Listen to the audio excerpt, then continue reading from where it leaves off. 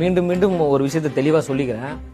எங்களுடைய கொள்கை எதிரி பிஜேபி, அதுல எந்த மாற்று கருத்துமே கிடையாது. மீண்டும் சொல்றேன், பிஜேபி தான் அரசியல் எதிரி. திமுக இவங்க எங்களை ஒரு பிஜேபி அணி போன்று கட்டமைக்கிறாங்க. என்ன கட்டமைச்சாலும் அது வேலைக்கு ஆகாது. நாங்க உறுதியாக பிஜேபியினுடைய சித்தாந்த அரசியலை நேரடியாக எதிர்க்கிறோம். அதுல எந்த மாற்று கருத்தும் கிடையாது. தமிழ்நாடு அரசியல் என்பது தாவேகாவா திமுக என்கின்ற ஒரு களமாக மாறிடுச்சு. அந்த அடிப்படையில் தான் மக்களும் பாருங்க. அதுக்காகத்தான் உழைத்து கொண்டிருக்கோம். எங்க தலைவரை நாங்க பிரைமரி போர்ஸா தான் பாக்குறோம், முதன்மை சக்தியாக பாக்குறோம். அப்ப முதன்மை சக்தி என்கின்ற பொழுது தமிழ்நாட்டினுடைய முதலமைச்சராக வேண்டும் என்பதற்காகத்தான் இவ்வியூகங்கள் அமைத்து வேலை செஞ்சுட்டு இருக்கோம். ஐயா பழனிசாமி ஐயா சொல்றாங்க, 234 தொகுதிகளிலும் தொகுதி பொறுப்பாளர்கள் இருக்காங்க. 234 தொகுதிகளிலும் வேலை செய்வதற்கு ஆட்கள் இருக்கிறாங்க. 120 மாவட்ட செயலாளர்கள் இருக்காங்க. பேருந்தே செல்ல முடியாத கிராமத்திலும் மக்கள் இயக்க கொடி இன்று வரை பறந்து கொண்டிருக்கு.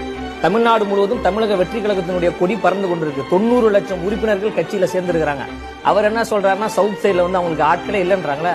வாய்ப்பு இருந்தா நானே கூட்டிட்டு போறேன் ஐயாவை. தமிழ்நாடு முழுவதும் என் கூட வர சொல்லுங்க. எந்த இடத்துல வெற்றி கழகம் இல்லைன்னு அவரால் சொல்ல முடியுமா? தமிழ்நாடு முழுவதும் பறந்துபட்ட மக்கள் தமிழக வெற்றி கழகில் அதீத அளவில் இருக்கிறாங்க, அதிகமாக இருக்கிறாங்க.